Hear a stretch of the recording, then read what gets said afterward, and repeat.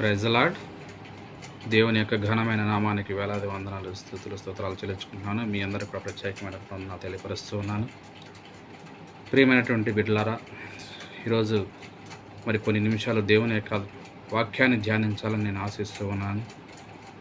అయితే బైబిల్ ఉన్న వారందరూ కూడా మనం చూసుకున్నట్లయితే లూకా సువార్త 16వ అధ్యాయము 15వ వచనము మనము జాగ్రత్తగా పరిశీలన చేసినట్లయితే దేవుని వాక్యములో లూకా సువార్త 16వ అధ్యాయము 15వ వచనము, ఆయన మీరు మనుషులు ఎదుట నీతిమంతులని అనిపించుకుని వారు కానీ దేవుడు మీ హృదయములను ఎరుగును.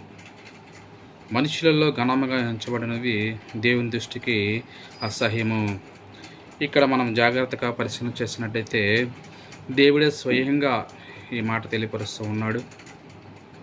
మనుషుల్లో చేత మనము నీతిమంతులుగా అనిపించుకోవాలని, ఘనముగా ఎంచబడాలని చెప్పేసి మనము కొన్ని విషయాల్లో ప్రయత్నం చేస్తూ ఉంటున్నాము.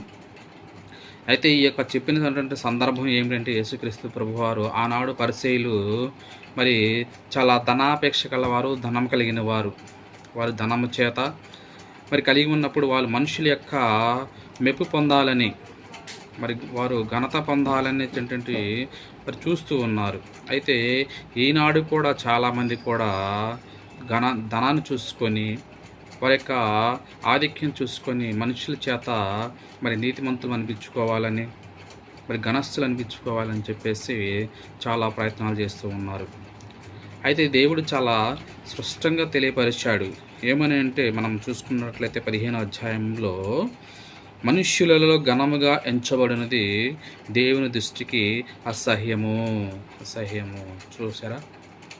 ఎప్పుడైతే మనము దేవుని దృష్టికి కాకుండా మనుషుల చేత ఘనముగా ఎంచబడుతున్నాము, మనుషులే అయ్యా నువ్వు చాలా ఘనస్థుడివి, చాలా మరి ధనము కలిగిన వాడివి, చాలా గొప్పవాడివి అని చెప్పేసి ఎప్పుడైతే మనుష్యులు మనల్ని పొగుడుతూ ఉన్నారు, మనుషుల చేత మనం ఎప్పుడు పొగిడించుకుంటున్నామో అప్పుడు ఇవన్నీ కూడా దేవుని దృష్టికి చాలా అసహ్యమైనటువంటి కార్యములు.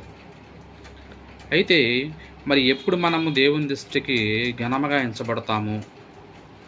బైబిల్లో ఒక వ్యక్తి ఉన్నాడు. మరి ఆయన దేవుని దృష్టికి మరి ఘనస్థుడిగా ఎంచబడ్డాడు. అతను ఎవరో కాదు, దావీదు మహారాజు. అపోస్తలుల కార్యములు 13వ అధ్యాయము 22వ వచనములో మనము చూసుకున్నట్టయితే దేవుడు చెప్తున్నాడు, స్వయాన సాక్ష్యం ఇస్తున్నాడు. దావీదు నా హృదయానుసారుడుగా బ్రతికినాడు